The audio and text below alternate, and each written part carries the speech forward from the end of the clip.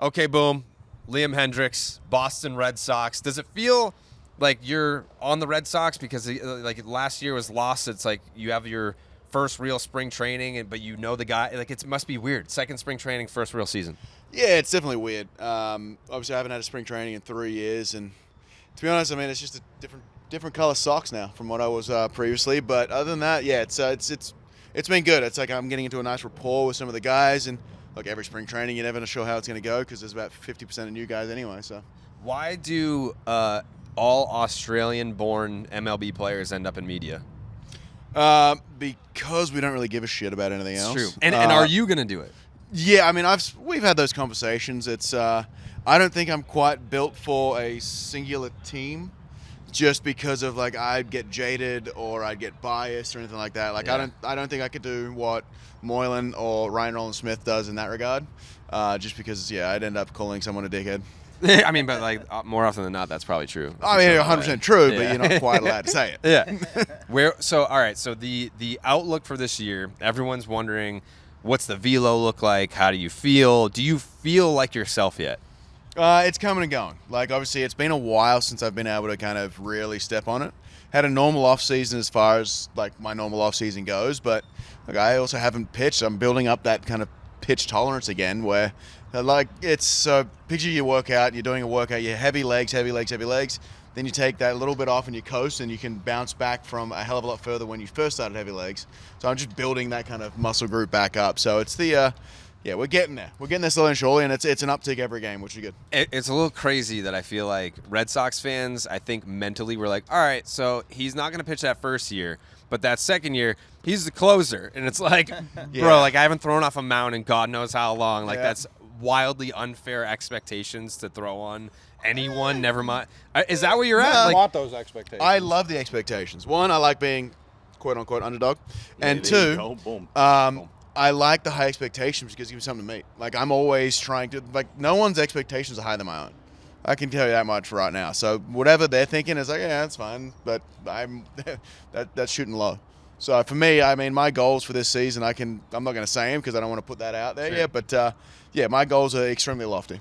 how are the team's goals for you? Because I'm sure what like you're thinking yourself, these are my goals for myself, but then AC's probably saying something completely different. Yeah, that'll be a battle we have. Yeah. Look, at the end of the day, like the team's goals are great, and that's what we're playing here for. We're playing for a team. We're trying to win this championship. We're trying to go ahead and do that. But it's like I don't look at anybody's goals as far as unattainable or attainable or anything like that. My goals are extremely unattainable, but you have to have those. You have to have those out there. Like my goals every year when I've been healthy has been a 40 save, 100 strikeout, sub 2. At least 70 games, at least 70 innings, that sort of thing, and all-star reliever of the year. Like these are just the things that I would normally have on my manifestation board or manifestation thing that I do over the course of the off season. So, yeah, nothing much from that has changed. That's my kind of goals, and I mean, but right now I'm not looking at it from a season point of view. Right now I'm looking at a point of view as my goal is to win the ninth inning job in spring training, and that's all I can take into account. And I haven't even pitched in a game yet, so. We'll take that on Wednesday when I get out there. There you go. And I think for when people think of Liam Hendriks, it's the accent, it's the intensity. Is there anything else in your life that you approach with that kind of intensity? Like, are you just like playing like fucking Call of Duty, just screaming at the TV or anything? Not so much Call of Duty because I don't play video games too much anymore. But when I did, I wouldn't have a scheduled time, so it's just me running around the map screaming. Like, especially with the whole royal battle crap thing, whatever the hell they do now. terrified. Yeah, pretty much. Hiding in the bushes. Look, I call it white line fever. Like I am a different person on the field than I am off the field. It's a different white line fever than some of the people who probably listen to this are thinking Folks. of. But It's true. but yeah, it's as soon as you cross that white line, as soon as I cross the foul line, I don't know if that's an Aussie thing.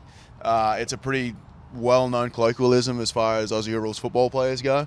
So yeah, that's the way I approach things, and I like to leave that sort of thing on the field because otherwise. You ever tried candlepin bowling? Do you know what that is? Tried what win? Have you heard of candlepin bowling? No. All right, so it's about the size of like a bocce ball, and the pins are kind of like picture like water bottles. Pringle cans. It's infuriating, and because you have to throw it as hard as you can. I would imagine that Candlepin bowling would bring out that side of you. That Yeah, any sort of anything competitive. Like, I don't play pickleball because I'll break something or someone. Greatly, when I first started playing, I was playing against a bunch of 80-year-olds, and I just felt bad. Yeah. Like, and then That's candlepin bowling. then they started beating me, and then I felt bad, and I'm like, you got to give it up before that gets on. But no, any kind of anything competition-wise, whether it just be backyard anything, I'm kind of getting nuts. I don't quite scream and yell at people as much. But the competitive nature, like, I'm not letting my wife win anything. Yeah, correct. Yeah, no, I can't. No. do that. Yeah. Correct. You're in a Plus, bad she's worse mood. than I am, so. There you go. You're in a bad mood, like when you lose, even if it's supposed to be like For friendly. sure. Yeah, regardless of what it is, whether, I don't know, driving here. Old people. Driving in Boston. Yeah, driving, I'm running out of juice on my horn, I can tell you that much. Yeah. But driving down here is just infuriating in Florida. Too many red lights. God's waiting room. Everyone's a hole. Yeah, It's everyone's 1,000. There's no urgency No. in Florida. And there's one no is in urgency a- for me because I give myself a good 30-minute head start from wherever I need to be. I'm just very impatient. Sure. Yeah, no one is in a hurry to get to where they're going in the state of Supreme Florida. lack of impulse control. Yes. Yep. Which is why I was about 250 last year. There you go. Relatable content. Rehab and eating. That'll do it. We've Yeah, talked I know. about personalities on the Red Sox before, and maybe how there's kind of a lack of them right now. Like, people that are outgoing really want to showcase what they can do on the social medias. You make up for like 5 people that maybe don't have a great personality. Do you feel the need to kind of bring that energy and bring the vibes up, because you are a vibes guy? Look, I just like to be who I am. And look, if that's how it's coming across, that, like, I'm not changing anything, regardless if there's a camera on, regardless if there's not a camera on, anything like that. I am who I am, and that's just the way I embrace things. I don't want to change and be one of those guys that, hype guy on camera, and then just be a social pariah sitting in your locker the entire time. I am who I am. If that's on camera, if that's not on camera, that's how it goes. And if it comes across with high energy, and it's like, I think Cassis can make up for the other 75 people in camp. So. How was that last year? Because obviously, not being on the mound, you want to get some of that energy out in the game setting. How was that kind of building up inside of you, just wanting to get back on the field and being able to showcase what you can do for this team? It was tough. It was really hard during games because there's nothing I could do to help, and so that was the hardest part. It's trying to go through, kind of like you're just sitting there and it's like, okay, guys having a struggle time, or hey, some of the big, like Kenley or C-Mart were down last year, so it's the rest of the guys coming out there, and it's like, okay, there's no one coming in, or even if it's we're down or up by, say we're down by 8, and it's just, hey, sorry, bub, you got this one, and you're kind of wearing it, and then there's me just pacing like a caged lion, just, I'll do it, just let me do it, let me come in there and help, like, any way I can, because one, I like to pitch, regardless of the situation, and two, I don't like the guys that are in our bullpen getting kind of emotionally drained from that one bad outing, because that's going to ruin a person's year. One bad outing in a blowout game that unfortunately you have to wear it, but it just sucks. That's what being a part of the bullpen is. You're a family out there. Well, so much of the conversation in camp has been the third base battle, but even what you just said, you're trying to win that closer battle. How has that been as you guys are fighting for these jobs? How do you maintain, like, we're still teammates at the end of the day, but I'm looking to roll just Chapman. He might be a Hall of Famer. You might be a Hall of Famer. You got Slayton. You got a lot of young guys who probably want that job too. How do you guys all balance that, and then when the chips fall where they may, accept whatever it is? Because I want everybody to do well, and I just want to beat them. Yeah. Like, it's not about me overperforming and then them struggling or hoping for them to struggle. I've not necessarily ever hoped for someone to suck, but I also haven't been mad at it previously in my career. And that's what was probably holding me back, that mentality, for a long time. And ever since I took that step forward in 19 and kind of took over that ninth inning job, it was, I want the best for everybody. Like, I want everybody to do well, because that's going to help us as a team succeed, and that's what it's going to be. So you know what? If everybody comes out there and we've all got similar numbers and all of whatever it is, I mean, that, like, if I don't win it, I want us all to do well, regardless if I win that job or regardless if I don't win that job.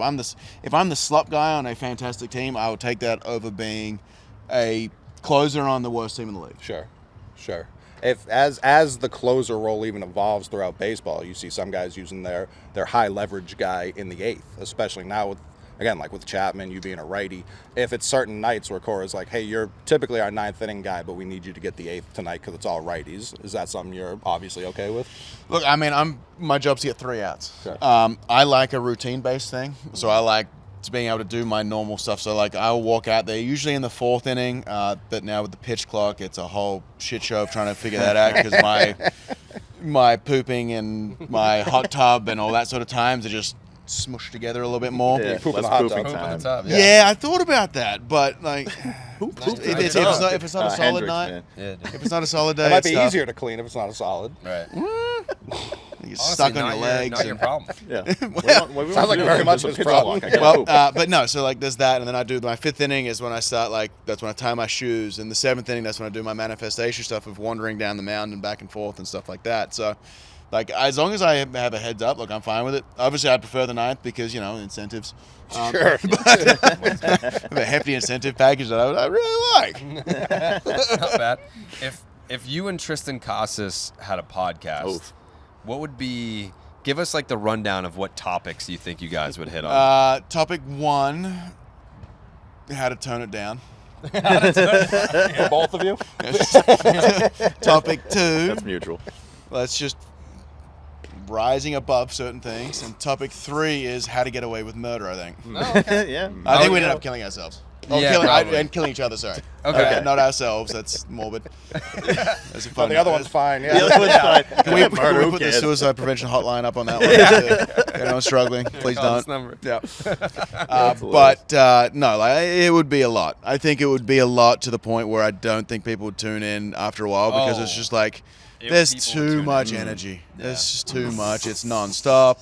That's why the best ones that work are the guys who are you have one high energy guy and you have one person who kind of tamps it down and Right. is able to kind of, I don't know, relate to the normies. Sure. Yeah, I guess that makes sense. Yeah. I would listen. We interrupt this interview with Liam Hendriks to tell you about the great folks at Blue Moon. You already know the deal.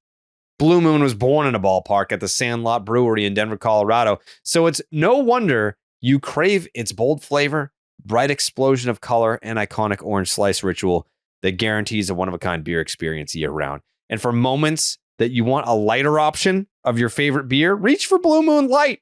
It's a refreshing wheat beer brewed with real tangerine peel for a lighter, exceptional taste at only 95 calories. How amazing does that sound to you, T? It sounds fucking incredible. Yeah, it really does.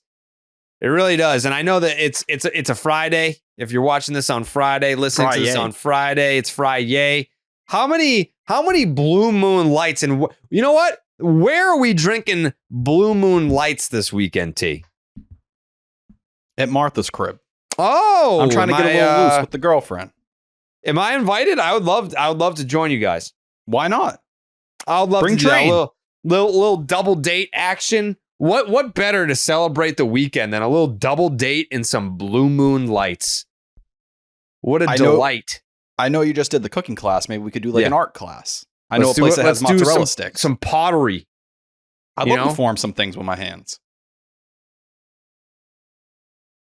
Inspired by the beer you already love and available year-round, a wheat beer from Blue Moon with exceptional taste and only 95 calories, brightly brewed with real tangerine peel. Tastes light and refreshing. Nothing compares to the great taste of a Blue Moon Light. Blue Moon made brighter. Get Blue Moon delivered by visiting get.bluemoonbeer.com/Jared for delivery options. That is get.bluemoonbeer.com/Jared. Blue Moon made brighter. Celebrate responsibly. Blue Moon Brewing Company, Golden, Colorado. How have you liked Boston so far? You walking over here with the jeans, black shirt, and a backwards Bruins hat. You could be from Boston. If I didn't hear the voice, I'd be like, this guy's a local. Neither of us pronounce our R's, so I'm kind of there. That's true. Yeah, no, true. Yeah, we love it. So we ended up buying in Beacon Hill. So we love it up there. We wandered down to TD Garden. My wife was at the Four Nations game the other day. Ooh, okay. So we wandered down. I came in as more of a Montreal fan and have already left and am now wearing a Bruins hat, so that can tell you how that goes. They fight more. I like it. Yeah. What's, just based on how you've been talking, what's the craziest conspiracy theory you believe to be true? Conspiracy theory. Yeah. Oof. Like, you don't even think it's a conspiracy because you're just like, no, this is... I haven't gone into I like to read a lot. So anything I read, I have to corroborate by 3 different sources. Smart. A lot of people Generally, don't do conspiracy theories, you don't find 3. It's fair. that.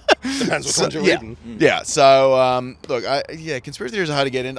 There's a lot of little things you can bounce around, and I mean, as far as I read this one book, and it was about Abe Lincoln being a vampire hunter. So there's that one. Oh, okay. Yeah, I could see that. I saw that mean, documentary Didn't get too. the Yeah. resources, but There's a whole doco series on it.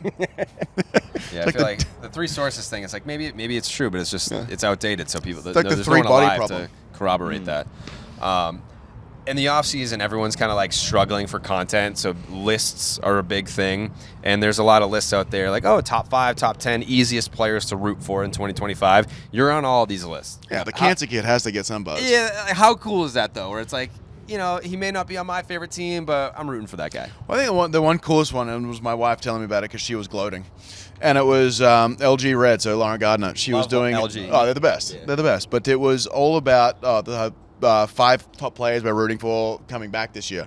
And her number 1, I think, was Tito, which is not a player, but hey, fantastic. Yeah, I'm doesn't excited really for him to be count, back but in the yep. game because it's awesome.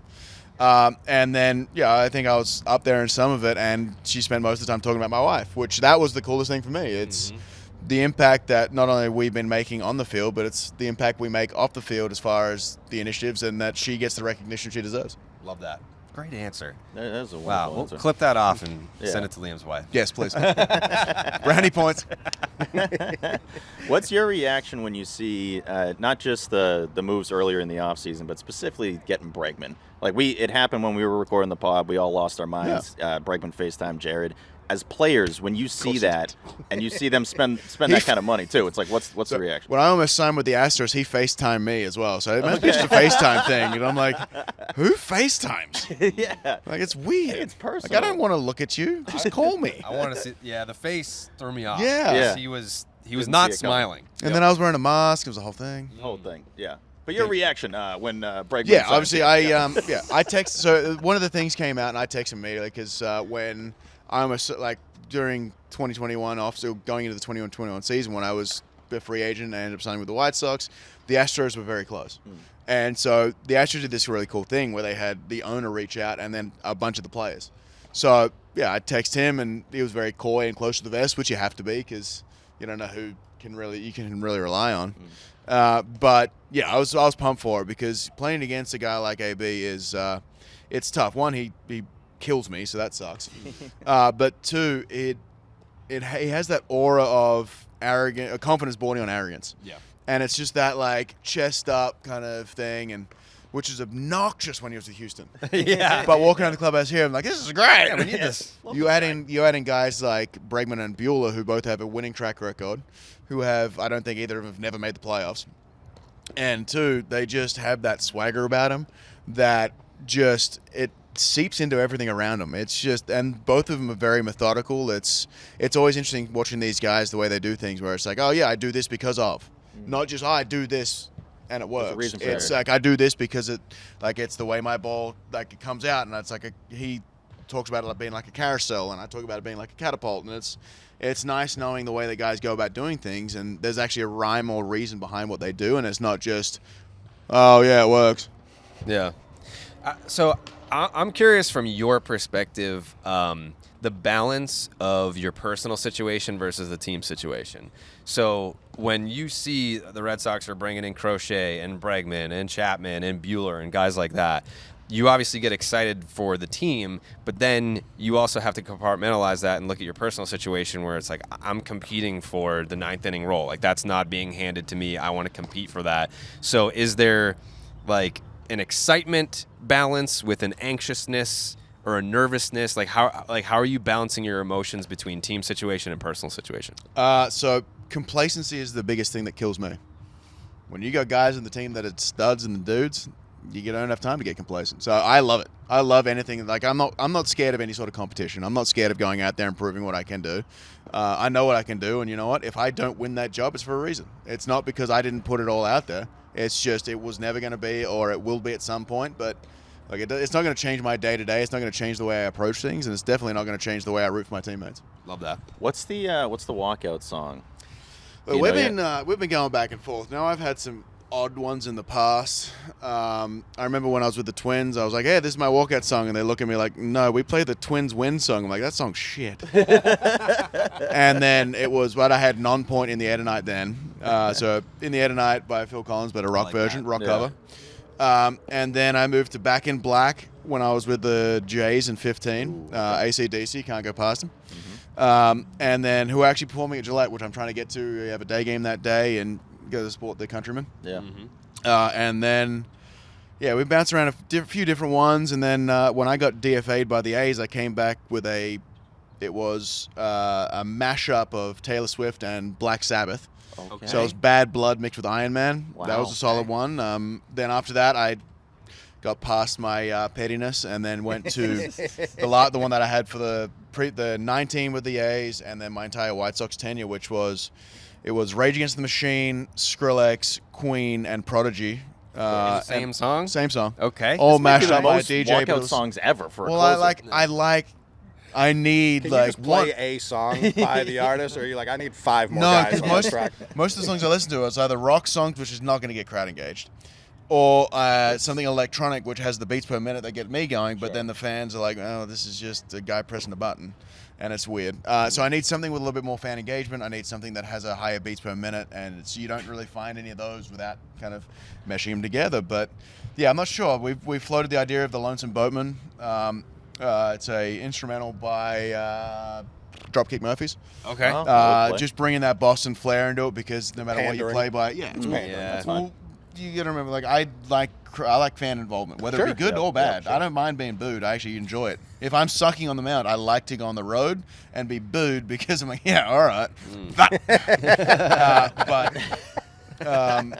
It's Suck like, on that. pretty much. Yeah. And it's just, but I need some sort of fan engagement. That's what Yeah. helps me get going. And it's weird screaming in an empty stadium. So Oh yeah, big Yeah. time. I it mean, just, you we got- just seem like a douche. Steve is a huge wrestling fan. Have Oh, you I love ever it. considered using like a WWE Well, Bad entrance Blood theme? with Iron Man was actually one of the female wrestlers. That was her coming out I song. know. Okay. Who Come it out was. song.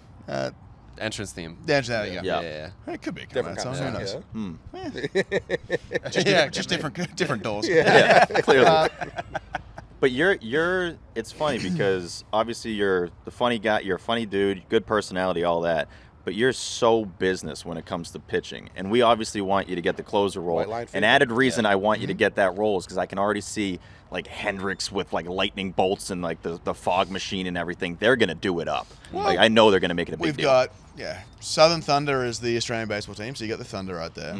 Chris Hemsworth's Thor, he's an Aussie, so you got that. This is I mean, plays into it. we can throw a lot of little Aussie references. I mean, the fact that we're all nuts. Yeah. The fact that we're like hick British. What's up with We that? all we're all based from prisoners. I mean, whatever you want. That is true. Boston's We similar did in talk that about regard. that. Yeah, I informed them. He didn't know that. I didn't about know. I Australia. didn't know about that. Like Yeah. Australia was just like a It's a place. prison where they- island. Yeah. Yeah, it's like Yeah. Alcatraz but bigger. Huge. What's the biggest spider you've seen? In person, probably. I'd probably say like legs to palm, like legs wide. So it's not a huge one. Okay. How big of The a big body one, are we the talking? big. I mean, the body's probably. Golf ball? Yeah, it says slightly smaller. Okay. But the big ones aren't the ones you're worried about. Oh, because the small ones will kill you. Tarantulas are the tarantulas or huntsmen or anything like that. You don't worry about those. It's you- the little ones with the recluse. white back or the red backs. The red backs I've seen a bunch as a kid. Just they get everywhere. So stay away from those guys. 'cause We they'll- have they'll- those they'll hurt. not around here, but like I think BJ, what was it? The Greenville Drive. Oh yeah, that's right. BJ got bit by a spider was in brown like recluse, low wasn't A. Yeah, and like it like eroded his shoulder, and he was It like, like ah. seeps in and then like starts eating bone and Oh, Yeah. the slow mo videos are cool shit. Yeah, I mean, yeah.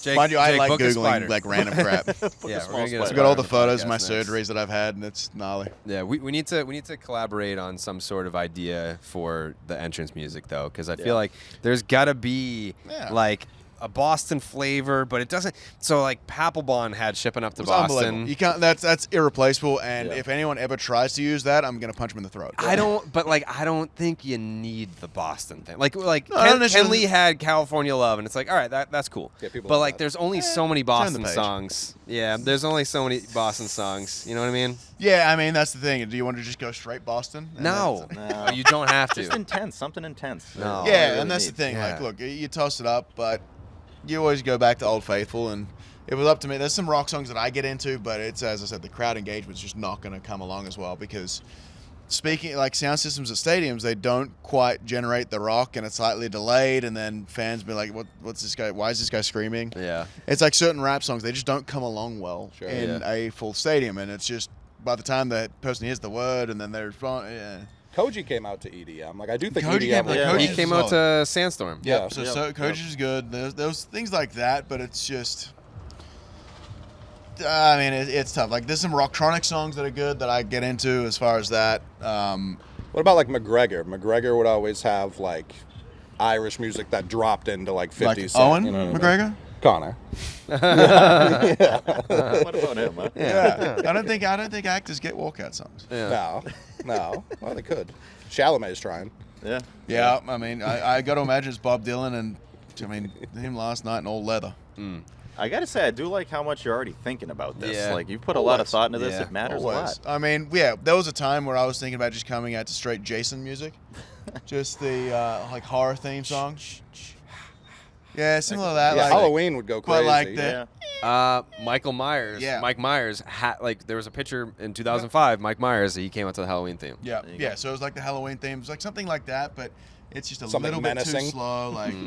Like, former guy who played here in Robles. I mean, he was with the white horse, and it was intimidating as shit when he threw 100. But then when he stopped, and it was just like this guy's weird, and it was the slowest jogging ever. So it fit the music, but What about great guy by the way. Because I'm thinking about shipping up to Boston. How it starts. It's like dun, dun. Yeah. That's the What problem. Because what about like you a need something that dubstep hits. Jaws remix?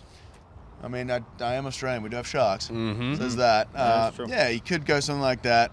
But the problem is like trying to find something that's a minute and a half, 2 minutes. That's a lot of Oh, we'll find it. of premonition. If not, then we'll have someone cook it up. Yeah, that's the thing. We need to sit down with like a DA. There's a lot of trying to creative. figure it out. Yeah. A what now?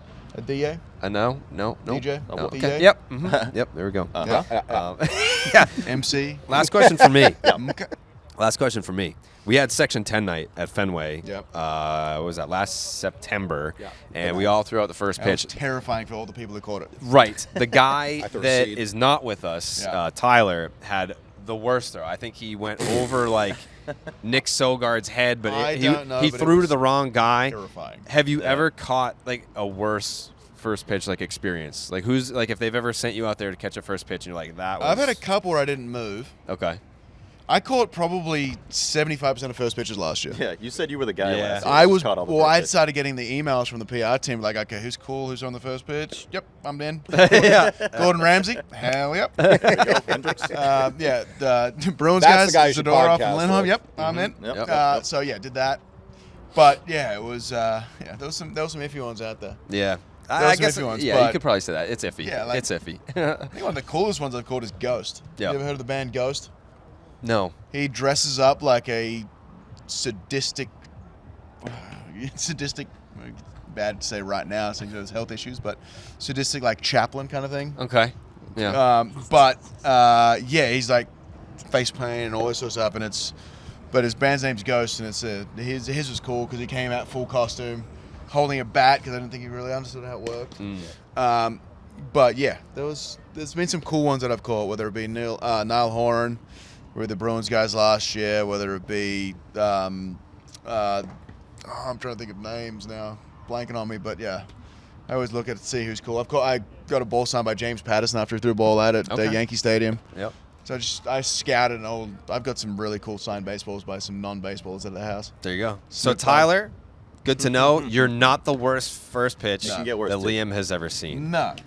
That's Cool. Liam Hendriks. Thank you so much for taking the time. This was a lot of fun. We'll do it again once you get your 50th save this year. There you go. Boom. 50th save, and what was it? The Seattle guy, Seattle back in the day with if he got 50 saves, then what's his name had to shave a star on the side of his head. I did not know about this. Yeah, that was Diaz with the Mariners, and that's when it was 2018. Because I know If you get 50 saves, I'll shave a star on the side of my head.